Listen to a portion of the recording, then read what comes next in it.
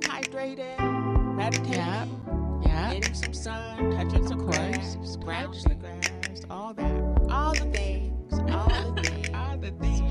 I hear that. I hear that. This is Black Writer Doula Sessions, and I am Ella Shawn, your Ella. story doula and unlicensed therapist. It's a girl, Ella. This micro podcast is part of the Black Writer Therapy podcast platform, made possible by listeners like you on the Alive Podcast Network. Every week, Black women writers receive 10 to 15 minutes of direct somatic informed support for those moments unique to our experience in the writing industry. Each session is an answer to my favorite question. I got you, Ella. I got you. How you healing, sister? Yeah. How you healing, sister? Yeah. Yeah. How you healing, my sister? Yeah. How you healing, sis? Is that it? Did I get that? Okay. I think that's a wrap. I feel good about that.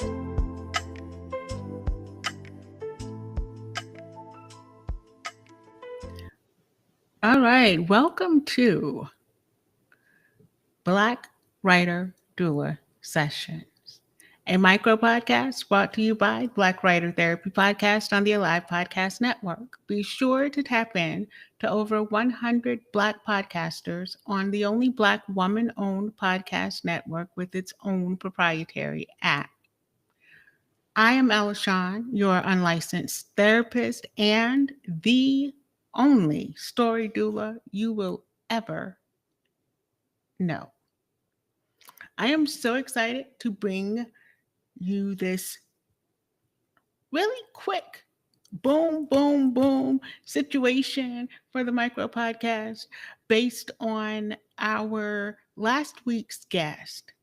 So, last week on Black Writer Therapy, we had ER doctor turned cultural critic and published author, Miss Ina Oakes, who wrote an amazingly beautiful and exquisite book of essays and poems and little notes entitled From a Studio in Oakland, California, 108 Notes on Existence.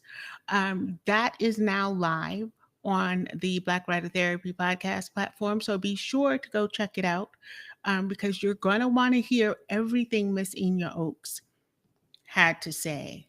Okay, she was on our proverbial couch, and this young woman impressed the hell out of me.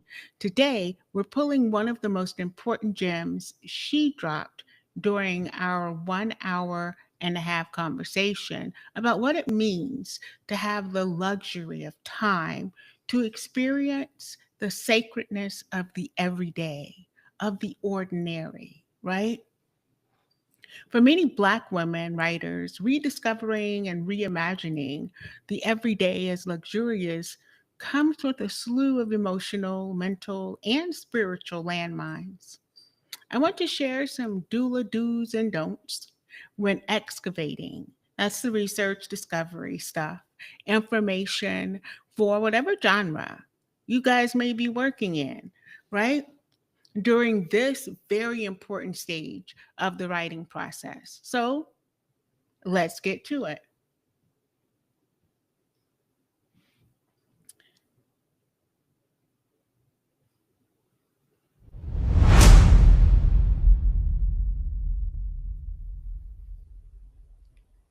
That was a weird transition. All right, here we are. First, let's define what excavation is, what the stage of the writing process is. And for those of you who might be very new to this very new micro podcast, we discuss writing process and all the pitfalls that kind of meet us as Black women writers that may very well take us out of our writing flow and kind of thwart the process, and may even just stop us from pursuing what we are writing in the first place. And as a story doula, I work with writers to make sure that what they are writing, what they intend to share with the world, actually gets done. I am not a writing coach. A story doula is someone who helps writers through the difficult moments of the process of writing. And writing is a process. And if we don't take the time to commit to each step in the writing process and deal with, handle, gain an understanding of what is happening to our personal somatic systems, to our internal alarms, to all the things that are going on during every process or every stage of the process, then we could very well fall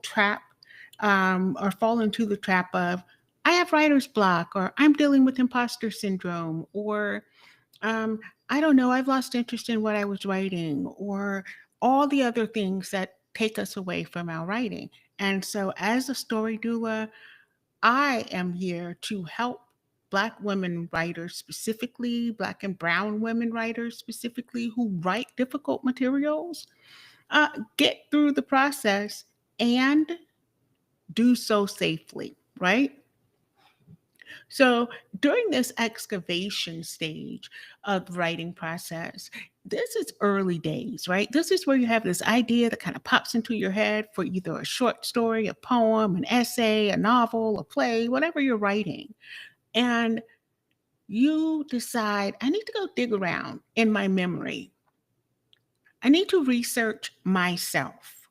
I need to research my imagination, my reimagination, so that I am able to figure out what it is I know about this topic, and perhaps even what inside of me has become the inspiration for this story that I would like to tell, right? When I taught high school forever ago, this part of the process usually began with what was known as a KWL, graphic organizer. And I never gave out worksheets because what? Anyway, so I draw my little KWL chart on the smart board, and I'd ask the kids, what do you know about this subject? And I always spell know, lowercase k, capital N, capital O, lowercase w. What do you know? And I emphasize the no as in the negative, because people always think they know more than they actually do about certain things, especially if they're not self-aware or in tune with what is really going on with these topics. So I always want to remind my students, you think you know a lot. 9 times out of 10, you don't know jack about this thing, and that's fine. Because whatever you do know, we're going to hold on to that. And all the shit that you don't know, don't worry about it. We'll learn it, right? So we have K, what do you know? And then we have W, what do you want to know? Lowercase w, uppercase ANT. I like to emphasize the word ant in the word want. And this is because ants are some of the hardest working insects in the world, and they are the strongest, one of the strongest. They can carry, I'm going to give y'all this number and I'm pulling it right out of my ass. I have no idea if it's correct. So go do some excavation. But what I do know is that ants can carry like tons and tons over their body weight, or times their body weight in material on their backs. Like, have you seen an ant carry an entire potato chip? Like, that is huge. if you consider it. That would be like you throwing a car on your back and hiking it back to your home, right? So ants are always hardworking. They're very strong. They carry their loads, and they are curious and inquisitive and opportunistic. So when we are thinking about what we want to know about a topic, um, then we have to become like ants: strong, curious, opportunistic, willing to carry the load, right? And lastly, in the L section, what I, lowercase l, capital EAR, lowercase NED, what I learned. And the word that is being emphasized here is ear, because we listen. We listen with our ears. And that is super duper important during the excavation, because you need to learn to listen to yourself. And you need to learn to listen to other people. Listening is not hearing and then preparing what you're going to say in return. Listening is hearing, taking it in, mulling it over, parsing out the pieces that make sense and that are applicable to what you are doing, and disregarding those pieces that don't necessarily serve you in this moment. But it requires attention and intention. So, the first thing I'm going to share with you, the first do, right? The first doula do that I am going to share with you is, please know that you don't know as much as you think you do. Be an ant when you are excavating information. Dig deep, go hard, carry more than you think you can. Be strong, be curious, ask questions, be opportunistic. And thirdly, listen to yourself. Listen to your intuitive mind. Listen to the people that you are seeking answers from. Now, most of us like to think of excavation as note taking and outlining. First of all, I'm a discovery writer. I don't like that whole, you're a pantser, aren't you? Let us not too much with the pantsers, okay? Because that would say that I am a writer who's just flying by the seat of my pants and I don't have a clue about what's happening, where I'm starting, how I'm going to end up, and how I'm going to get there. And that's a lie. I am not a pantser. I am a discovery writer. I know exactly where I'm starting. I know where my midpoint will be. I know where my end will be. I just don't want to know every freaking thing about my character. I like to discover a little bit. I love to have everything open up and bloom, right? And so if you are, say, a plotter or someone who is a planner, then excavation for you may look like a series of notes and research and digging deep, deep, deep into books and files and records and all this other stuff. And I am going to say to you, as a story doula, you are more than likely not going to get your story told. You are going to get somebody else's story told. Excavation needs to start with you. And the reason I say that as a story doula is very simple. You need to know what about this story idea that you now have is going to bring up some stuff that's probably not going to sit very well with you. You need to know what is going to bother you, what's going to trigger you, what's going to send you, heading for the hills, what's going to have you saying, you know what, I was just kidding. I don't really want to write about this shit anyway. I'm moving on to something different, right? Because if you only go to other people's thoughts and you only pull other people's resources and you are not asking yourself the hard questions, you're not digging deep to see what it is you do know, and you're not being an ant within your own intuitive self, and you are not listening to your body, to your mind, to your spiritual inclinations, then I can assure you, when you get down to the nitty gritty of writing this piece and shit comes up that you were not expecting and have no way of dealing with it, writer's block, imposter syndrome, I don't know what I was thinking, I can't do this, it is all going to come back to bite you in the ass. Excavation is not the research part. It is not the go get your expertise and get all of no. Excavation is the excavation of self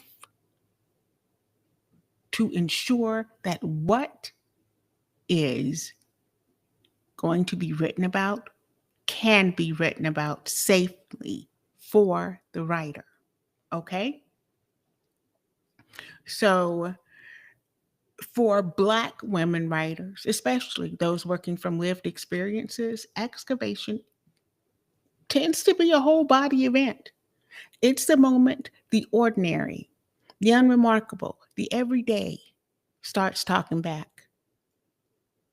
And so Miss Enya gave us an amazing um, situation where she talked about how important it was for her when she took off from her job. She was like, I'm burnt out. I can't do this anymore. I don't want to be a doctor right now. Put all her stuff in storage and started traveling. She says, and I'm going to share this clip during the show, but she says something to the effect that I had never really paid attention to nature. If anything, it was just a bother. It was something, oh, it was too loud. The bird was too loud. The sky was too blue. You know, the rain kept coming. The trees were all over the place. All the things. She says, but once she actually pulled away from the rat race and gave herself permission to be, not only be quiet, be still, be present, but she gave herself the right to be a part of nature. And she said all of a sudden, the green on the trees were so bright and gorgeous. She could spend days just looking at it, writing about it, thinking about it. And so that is kind of the excavation that we are talking about here today. It is that self indulgent excavation where you are looking at a topic of writing from the ordinary, from the sacredness of the everyday, right? And then you are listening to that. You are waiting for that ordinary, everyday, excavated material to speak to you.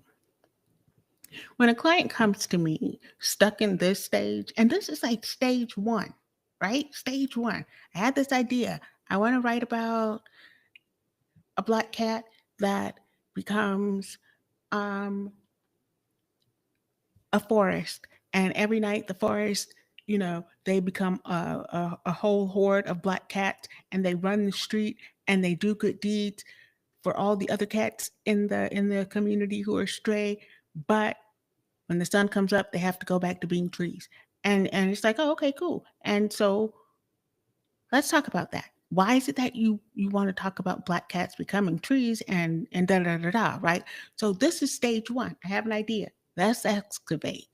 When a client comes to me and they're stuck in this stage, it's usually because she's run up against something that doesn't look dramatic enough to write about.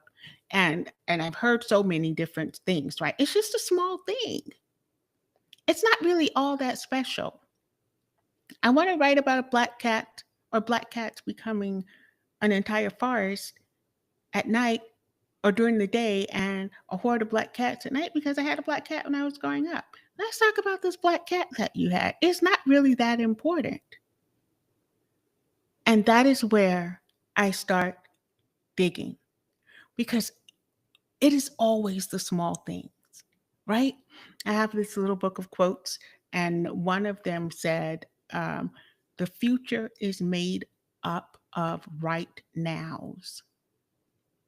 Everything that we do, everything that we say, every thought that crosses our mind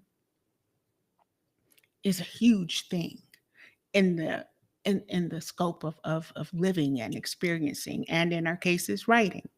It's like I have a little puddle.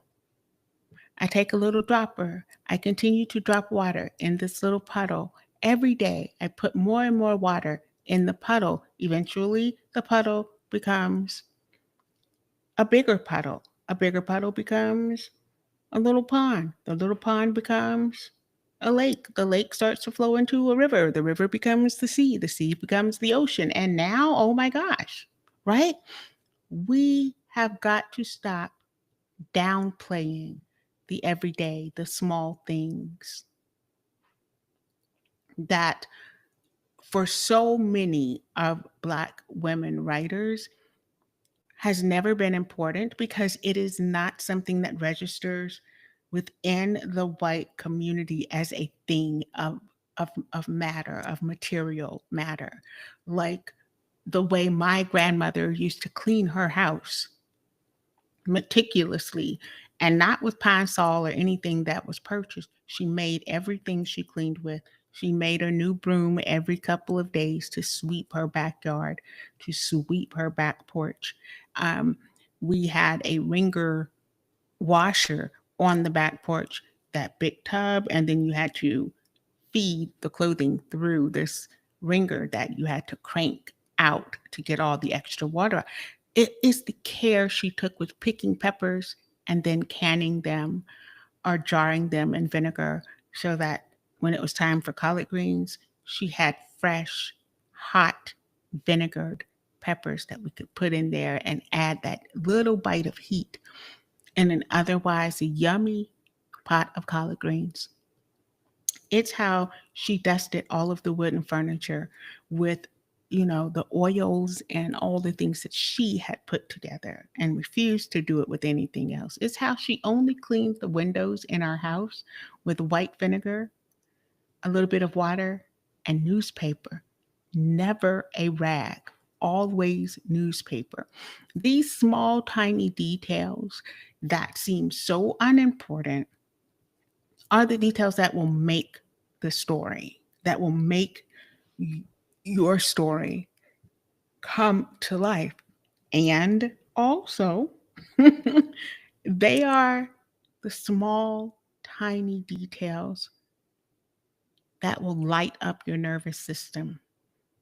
It will send us down memory lane where a smell, a sound, a sentence, something that someone said 20, 30 years ago still resonates somewhere in the lower frequency of our somatic system. And that is where we get stuck. Excavation is not glamorous. It is sifting through the muck, the mire of what you and your mind have either suppressed or tried to forget or have buried under rainbows and gumdrops. It is listening to what you almost forgot.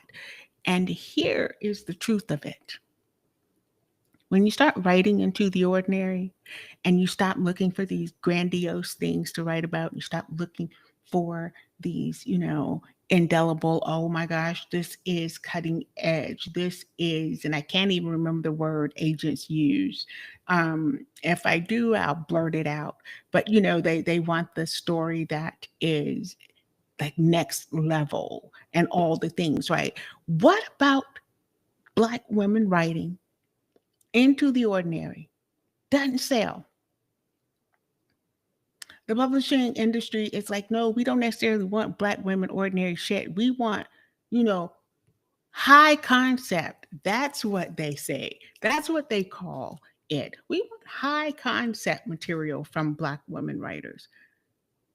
And I have read beautifully plain, ordinary books written by white women. Simple shit like going to grandma's house, spending the summer there, and all the things that happen in this small town. Why is it that white ordinary is fine and considered literary works, but Black women writers who want and desire to write into the ordinary have to basically add a goblin or, something outside of everyday vernacular Black life? That shit is triggering. It is another reason people get stuck in excavation, right? Because you're not just recalling facts, you're testing which parts of your life feel safe to not only touch, but to share, knowing full well that if you are going the route of traditional publishing, or even if you're doing hybrid publishing, however you are pursuing, somebody's going to say, who the hell cares about your grandma's canning of vegetables in this fictional story? We want action. We want X, Y, and Z. But y'all, with the way this country and the world keeps erasing who and what and why and how Black people are, it is the ordinary that is necessary to write into and about. This is kind of where the story doula, comes in. My job is to notice when your body starts to tighten around a memory or an image. It is to notice when tension rises because you are thinking, this is not going to sell. No one wants to read about Black women in ordinary life. I need, as a doula, I notice the tension. And it tells me that during this excavation process, you just hit something that is going to blow your writing straight through the roof if you can get past your own issues with it, right? Not necessarily traumatic, but charged, right? With meaning. I could be thinking about my auntie Gail, who passed away almost 14 years ago, and I want to write about her or write into her, like just the fact that she was a tiny little amazing woman that seemed timeless to me. But every time I think about my auntie, I hit this big wall because I don't want to share her with people. She's my auntie. I don't want to share one fucking memory about her with anyone. But also, she deserves to be shared. Her legacy, her lineage, her beauty, her grace, her giving heart, all of it deserves to be shared. So instead of pushing past it, I don't have a story doula to talk to about these feelings that are coming up in me, this hindrance that's stopping me. So I'll pause and be like, I don't have to tell anybody about my auntie, and it's none of their business. I'll find some other fake thing to write about. No. If you are excavating and you come across something in your mind, in your soul, in your emotional body that really makes you want to just say, no, this is not going to happen. 9 times out of 10, it needs to happen. It needs to be written about, right? And that's where you call me and you say, hey, Ella, girl, listen, I'm stuck like Chuck in the excavation. And I got really good stuff until I got to this part. And I'm not quite sure what to do with that. Here is a doula do. When you are stuck in some space of your excavation, we need to name what's happening. Because the moment you name a thing, then you have now taken power away from it because you have called it something. When you can name it, then that means you have created it. You have called it out of the darkness into the marvelous light. And that's why, I'm just kidding. That's why it's important, right? To have someone to help you name what is happening in your body. Because once you can name what's happening in your body, when you come across this thing, as a doula, I can say, oh, yeah, it's hitting this and this and this in your somatic system. And so we need to do something to combat that. And so we move on, right? something in the detail is loaded. And when I say loaded, I mean like a baked potato. So now we have to get to what is this thing loaded with? And again, what's happening in your body when you're thinking about all the parts of this little piece of excavated material that is stopping you in your tracks. Here's an example scenario. Let's say you're writing an essay and you reach the scene where you're braiding your daughter's hair. Nothing dramatic is happening there, even if she's as tender headed as an angry bull. It's still like, okay, we got this because we've been braiding tender headed folks' hair forever. So you're braiding your daughter's hair, nothing dramatic. You're just talking, laughing, detangling. But halfway through the draft, you can't type one more letter. You can't write one more word. You can't do anything. You are frozen. Your hand cramps, your thoughts scatter. You start checking your phone. You start looking up stuff. Is that how you describe a cornrow braid? Is there another way that I can spell this word? Do all Black mothers use this kind of detangling? You literally will do any and everything to not go farther. And you're like, not thinking about it. Because why would you do that?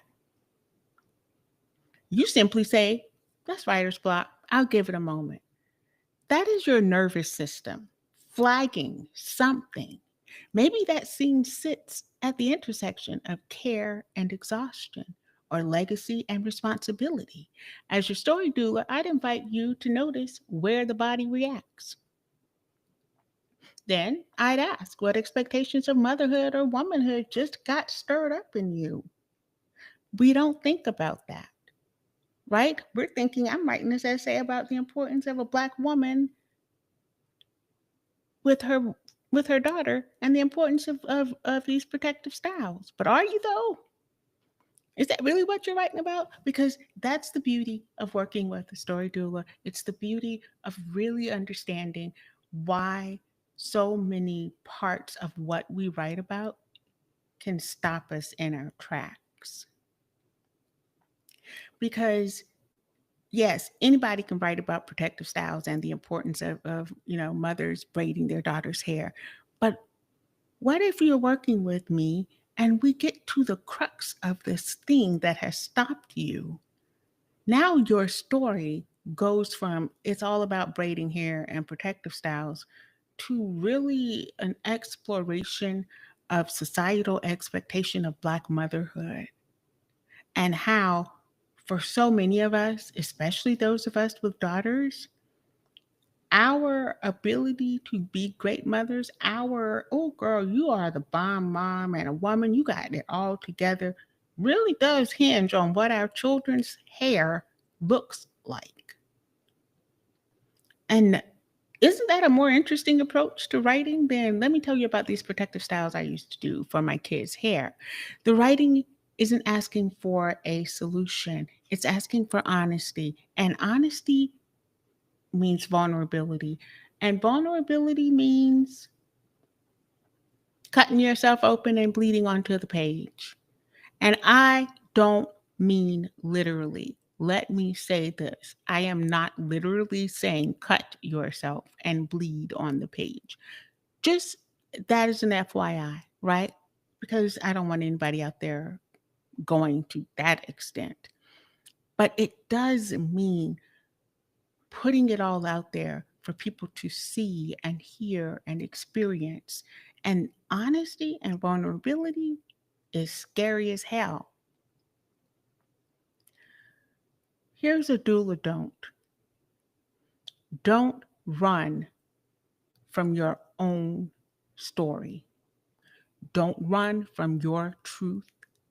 Don't be afraid to put yourself on the page. Let's try this practice. If you feel yourself stall during the excavation process, stop whatever you're doing. Doula don't start researching outside of yourself. Don't start another draft on another topic. No.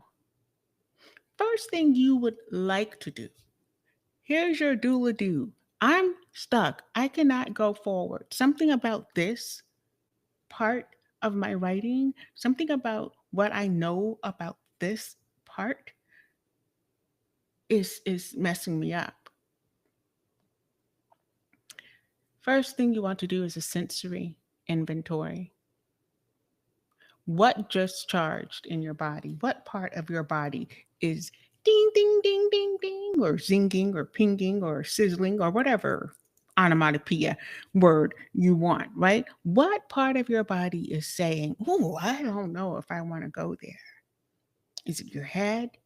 Has your heart started beating faster? Are you sweating under your arms? Is there sweat running down the spine of your back? Have your hands become sweaty? Because depending on where you're sweating, well, those are different systems that are being activated. Has your breath become shallow? Or are you barely breathing? Are you breathing deeply? Did you just stop breathing at all? Are your eyes dilated? Do you feel like you need to run away? Do you feel like you need to stay, hunker down, and stare it in the face? Do you feel like you need to fight something, like I gotta fight my way through this? These are all sensory changes in the body. Once you can kind of pinpoint what senses are going off, where in the body they are going off, ask yourself the question, what thought came just before I decided I have writer's block or I am not feeling this anymore? What memory is that that's knocking on the interior of your mind that you just don't want to deal with?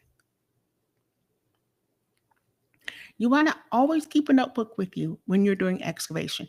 Yes, you're taking notes on what you remember. And also, you want to have something there, a little section in the back of the book that says, um, things that make me go, oh, no, ma'am, right? I don't know. Call it whatever you want to. Oh, no, ma'am, right? Because in that way, you can jot down these steps, right? Do a sensory situation. Ask yourself what thought was coming in right before I decided I don't want to do this anymore. What memory is right behind that thought? What memory is right behind the I'm not doing this shit anymore? I'm not writing about this, right? You want to jot down in the notebook, right? You could have this is my process notes, or this is where my writing process has gotten stalled, whatever you want to call it. Jot down some information about all of it because nobody's going to see it. It's for you and possibly me if you decide you need a story doula to help you work through these things. It helps you track the emotional weather of your writing sessions, right? It helps you see how your emotions are tied to either the productivity of your writing or the thwarted nature of your writing. Over time, patterns will emerge. Which topics bring in resistance? Which times of day um, are you writing that you feel, ooh, I'm flying through this. I feel great, as opposed to I can't, it's too much. I can't think about this right now, right? You want to start looking at these patterns. Which systems do you need to stay open and receptive versus the ones that can kind of just, lay down in the background when you're writing? This is the data that will allow me as a story doula to help writers read, not count words, but regulate patterns, right? So let's talk about a quick mini reframe. Writing into the ordinary isn't about diminishing the work, it's about refining perception. When you sit down and commit to writing into the ordinary, you are committing yourself to finding the luxury of the everyday Black woman's experience. I'm going to say that again. When you sit down as a Black woman and say, I'm going to write into the everyday, you are committing yourself to finding the luxury of writing into the beautiful everyday experience of being a Black woman. Those experiences are being erased left and right so that Black women will be remembered on one extreme or the other, either lazy, no good, out here living off of any and everybody, won't work on a pie train eating pies, all the things, no creativity, no intuition, no get up and go about herself, uneducated, all the things. So we are either going to exist on that end of the spectrum or we're going to exist on the angry, I can do it all by myself. And so much so that I don't need a man because I am a man and I don't have any femininity. I'm a masculine, this, that, and the third, and I handle this, and I probably got bigger balls than most men, and I can do this, that, and the third, so don't even step to me. And that is where they are going to try and put the Black woman, right? Nothing or the opposite of a woman, okay? When, in all honesty, we are the blueprint for womanhood. We are the blueprint for softness. We are the blueprint for productivity. We are the blueprint for intelligence, for creativity, for all the things. And we do it all every day in our everyday, ordinary, vernacular life. Cleaning a house isn't just cleaning a house. We are taking care of our family. We are blessing our floors. We are ushering in our ancestors and asking them to guide and protect us. When we are in the kitchen cooking, we are putting certain herbs into our foods because we know these herbs are going to do X, Y, and Z, and they're going to bring in protection and they're going to usher in prosperity. They're going to make sure that these things don't rise up against the people that we love because we feed our people our love. The food, yes, but it is the love that protects them. It is the knowing of the natural world that bolsters them up, right? And so sewing a quilt with a bunch of women friends once a week and you're sewing these beautiful quilts. This ain't about keeping somebody warm. I mean, it will keep them warm, but you're telling stories. You're passing history. You're giving generational understandings and understandings of how the family came to be. There is no ordinary when it comes to being a Black woman. How in the hell can anything be ordinary about an extraordinary group of people? And that is what we have to learn to appreciate and then put into writing. Because otherwise, we're going to be on the left end, never did shit, never was shit, ain't never gonna be shit. Or we're gonna be on the right end. They have morphed into men, and so now they don't necessarily, they're not really women, right? That can't happen.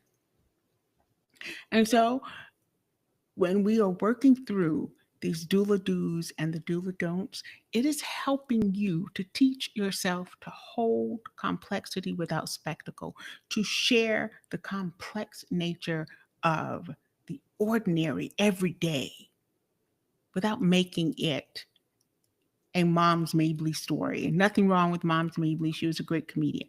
Without making it something that, will be picked over by those who could never understand the beauty in sitting on a pillow between your mother's legs while she parts your hair, greases your scalp.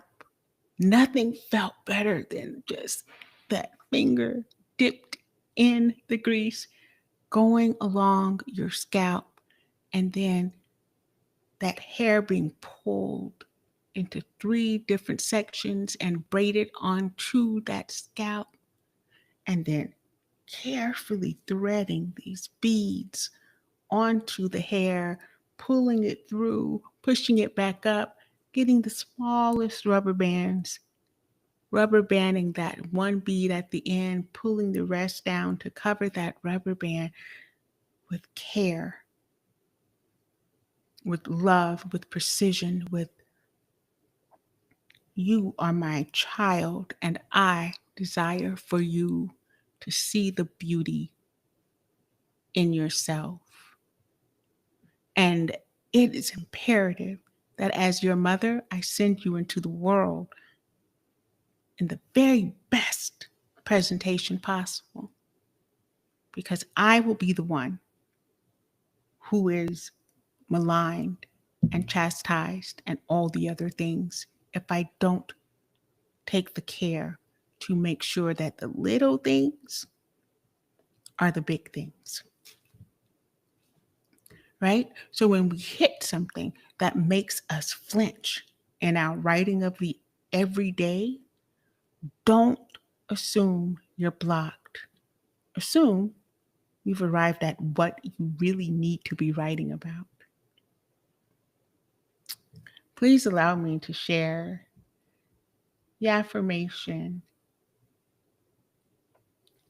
for the stage. And then we'll be heading on out.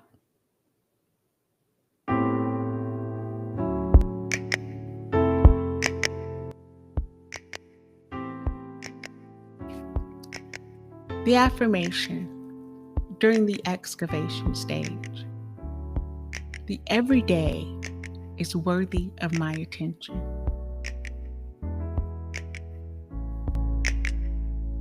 The everyday is worthy of my attention. What I notice, I honor. What I honor, I write.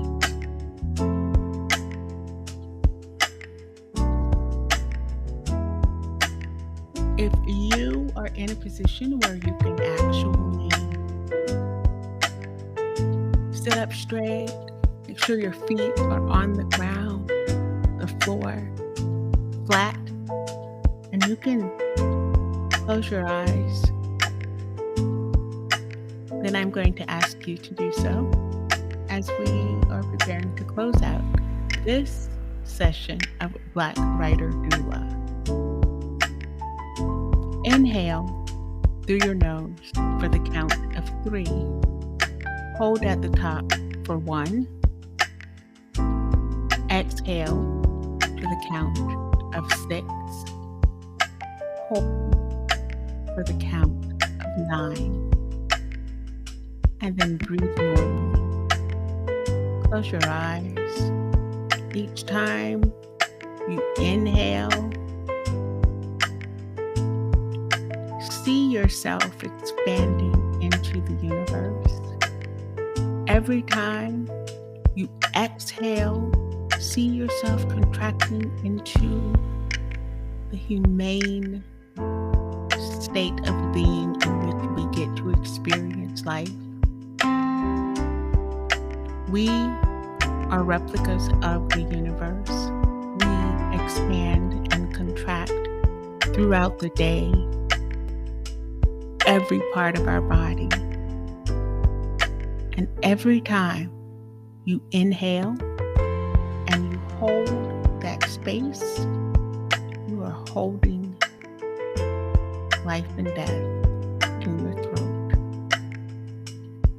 Inhale for 3.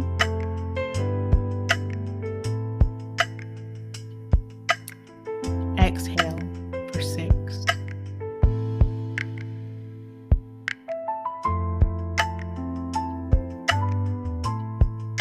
Hold for 9.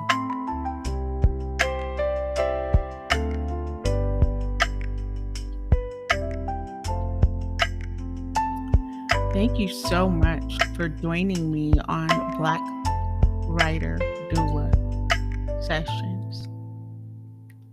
If this has resonated with you at all, and you're realizing that excavation keeps tripping you up, that you keep doing research outside of yourself during this initial stage of the writing process, then it's a good moment to bring it into me, the story doula. I will leave my information in the show notes. I offer a 30-minute free consultation via Zoom. I would love to assist you in whatever stage you are getting stuck and tripped up in. I help writers recognize what's surfacing. I help you name it. And then you find the right moves so that the story keeps unfolding without self-betrayal, self-harm, or negligence to the story.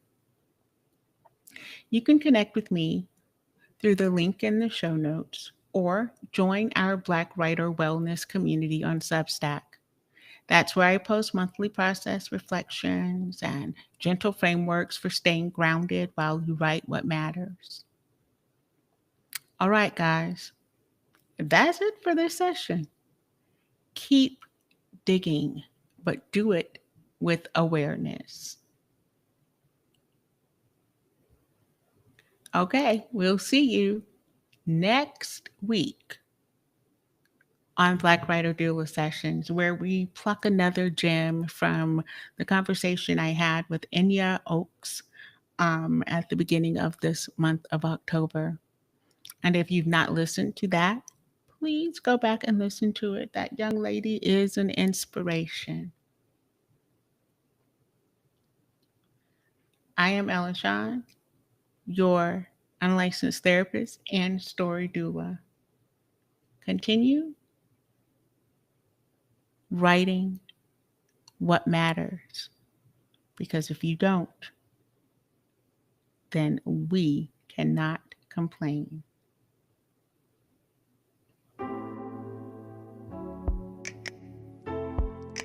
Hey girl, how you feeling? Well,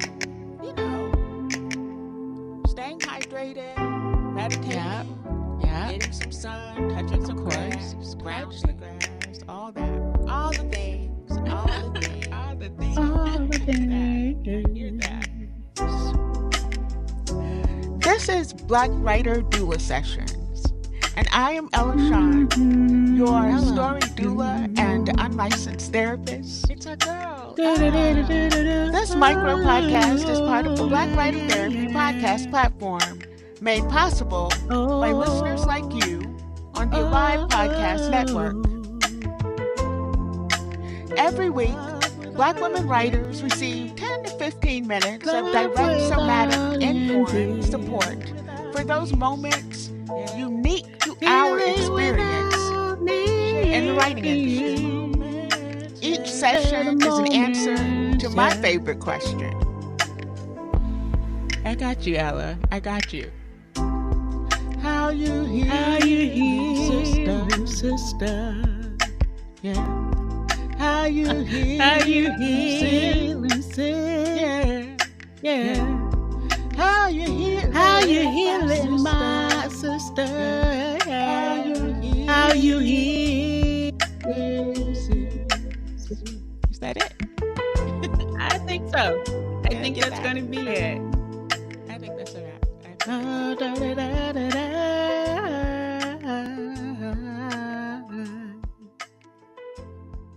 Bye.